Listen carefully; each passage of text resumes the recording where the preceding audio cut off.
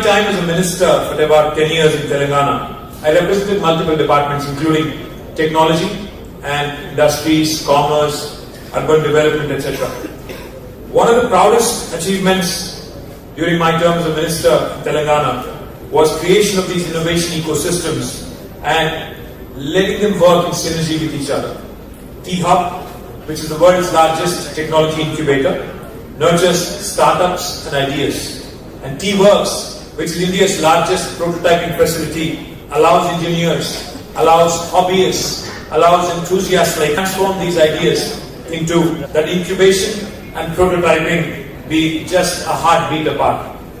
Let me also share with you that we have the world's largest innovation campus in Hyderabad, Telangana. It just takes you enough and same amount of time to sip a cup of tea for an idea to walk from T-Hub to T-Works. Let me also share with you that I am personally a huge fan of motorsports and motor racing particularly. One of the biggest pushes during my tenure as a minister was to bring Formula E race to India. And I take a great deal of pride in saying that India's very first Formula E race happened in Hyderabad in 2023 on the streets of Hyderabad in February. More than 25,000 people showed up, not just as a spectacle, but as a statement that India is ready for electric mobility, global races, and to ensure cutting-edge technology is leveraged for the benefit of greater good. The response was overwhelming. Citizens embraced it, industries aligned, and enthusiasts cheered. We also made sure that we used that entire time as a mobility week. During the race, we used that entire week, just like how you are conducting this race here, over a period of 6 days. We spread that event over 7 days, called it Mobility Week. We announced several investments that came in, from Hyundai Mobis to Mahindra Automobiles, which was also getting into electric vehicles in a big way, and also Amar Raja, which set up one of the largest gigafactories with about 9,500 crores of investment. So not only was it about racing,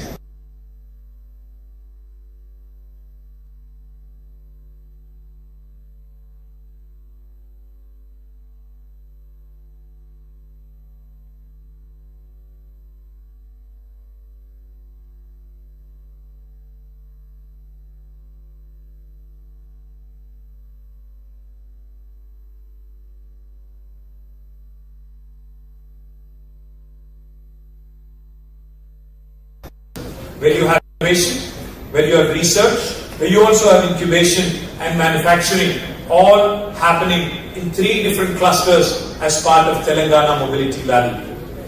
Nevertheless, I would like to share with you, even though I am not in government today, I would like to share with you that the future looks very bright for all of you. The future is one where we certainly, of course, as India, we have problems. We have problems with civic amenities, we have problems with infrastructure, we have some problems in growing as a country with hesitations, but the promise of New India is that we must take bold and daring decisions, we must dream big. To all the young minds here, I would only appeal to you to consider one thing. Do not wait for opportunities, create them. Execute your ideas.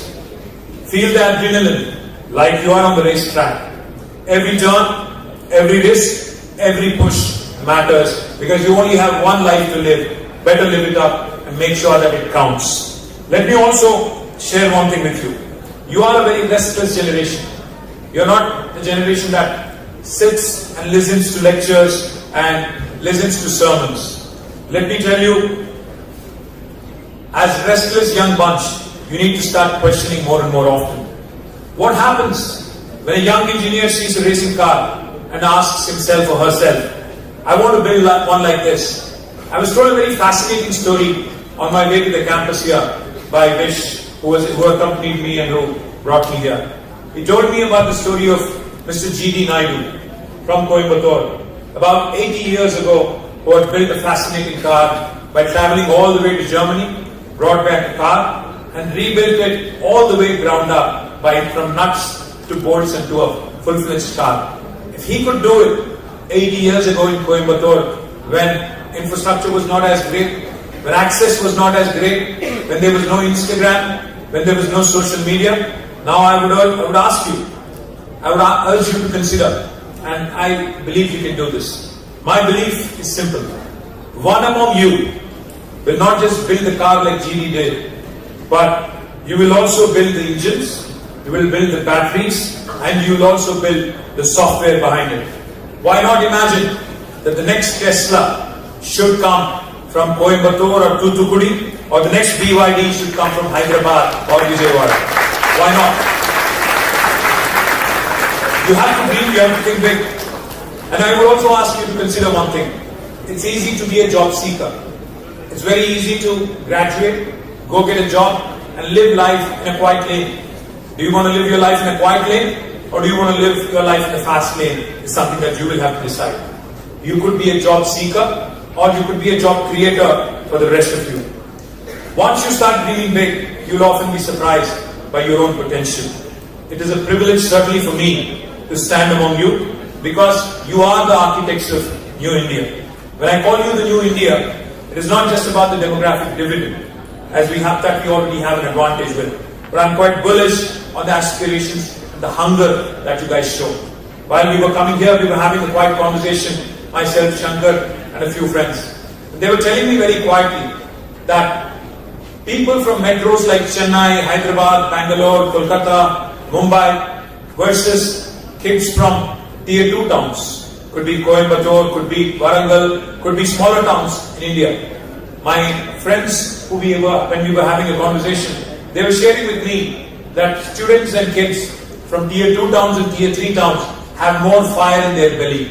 And I am a sincere believer that those kids are going to change the world, because they really have the passion, they really have the hunger, they really have the fire in the belly.